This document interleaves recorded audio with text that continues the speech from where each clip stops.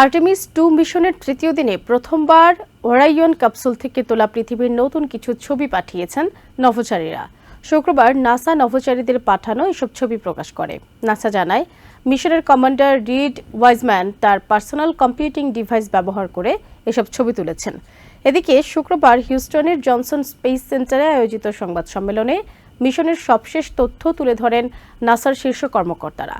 তারা জানান, মিশনের 4 জন সদস্যই সুস্থ আছেন এবং অভিযানে অভ্যস্ত হয়ে উঠেছেন।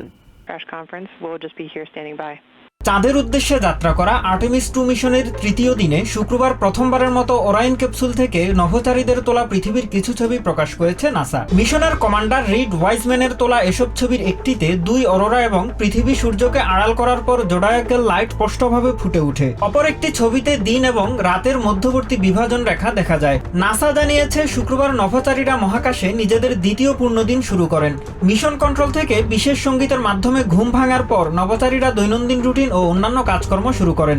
পাশাপাশি তারা ওরায়নের ক্যাবিনে ক্যামেরা সেট করা ও মাইক্রোগ্র্যাভিটিতে চলাফেরার মহড়া দেন এবং শরীরচর্চা ও জরুরি চিকিৎসা ব্যবস্থার অনুশীলনও চালিয়ে যান। হিউস্টনে এক সংবাদ সম্মেলনে নাসার শীর্ষ কর্মকর্তারা আরও জানান, মিশনে অংশ নেয়া 4 জন নভোচারী সুস্থ আছেন এবং নিয়মিত কার্যক্রম চালিয়ে যাচ্ছেন। মিশন নির্বিঘ্নে পরিচালিত হচ্ছে জানিয়ে কর্মকর্তারা বলেন, নেভিগেশন সিস্টেম নির্ভুলভাবে কাজ করায় তৃতীয় দিনের নির্ধারিত ট্রাজেক্টরি কারেকশন বার্নের প্রয়োজন পড়েনি। তবে সার্ভিস মডিউলের প্রপালশন সিস্টেমের চাপ নিয়ন্ত্রণ নিয়ে সমস্যা দেখা দিলেও ব্যাকআপ থাকায় এটি মিশনের কোনো ক্ষতি করবে না বলেও জানান তারা। মিশনের পরবর্তী কার্যক্রম নিয়েও কথা বলেন কর্মকর্তারা। অন্যদিকে ট্রান্সলুনার ইনজেকশনের কয়েক ঘন্টা পর এবিসি নিউজকে সাক্ষাৎকার দেন 4 নভোচারী।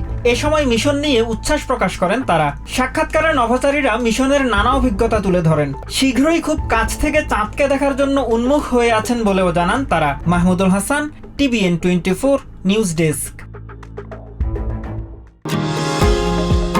নিউ ইয়র্ক থেকে সম্প্রচারিত TVN 24 টেলিভিশন বিশ্বজুড়ে বাঙালির কণ্ঠস্বর।